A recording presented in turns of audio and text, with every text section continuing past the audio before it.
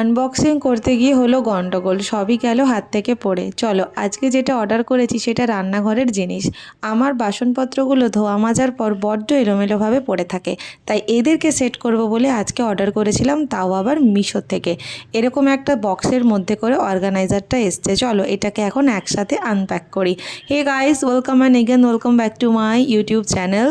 জিনিসটা অর্ডার করেছিলাম মিশো থেকে আর একদম রিজনেবল প্রাইসের মধ্যেই ছিল। চলো এটাকে একসাথে আনপ্যাক করি। মিশোর জিনিস আনপ্যাক করতে আমার এখন আর ভয় লাগে না, কারণ মিশোতে কোয়ালিটি এখন আর কম্প্রোমাইজ করে না, ভালোই আসে, আমার কিন্তু খারাপ লাগে না।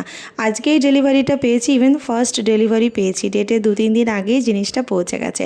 চলো এবার কি পেয়েছি সেটা তোমাদের সঙ্গে শেয়ার করি। কিন্তু গন্ডগোলটা হলো এখন জিনিসটাকে আনপ্যাক করতে গিয়ে সমস্ত লণ্ডভণ্ড হয়ে গেল, সমস্ত জিনিসগুলো খুলে খুলে নিচে পড়ে গেল।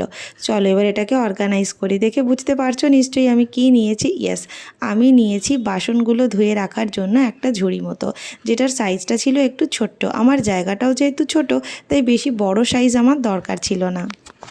প্রাইস অনুযায়ী কোয়ালিটি একদমই ভালো, এই প্রাইসে এই কোয়ালিটি আনএক্সপেক্টেড। চলো এবার বাসনগুলো এর মধ্যে দিয়ে দেখি এটা কতটা এগুলোকে নিতে পারে।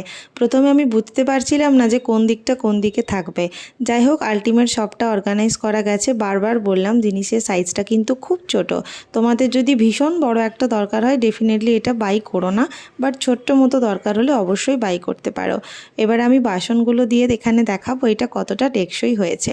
মোটামুটি দেখো আমার সমস্ত বাসন এখানে ভরে গেছে, আর টেকসই খুব একটা খারাপ নয়। এরপর যদি তুমি ভাবো বড় বড় হাঁড়ি কড়া চাপিয়ে দেবো, তাহলে কিন্তু হবে না। চলো বাই, টাটা।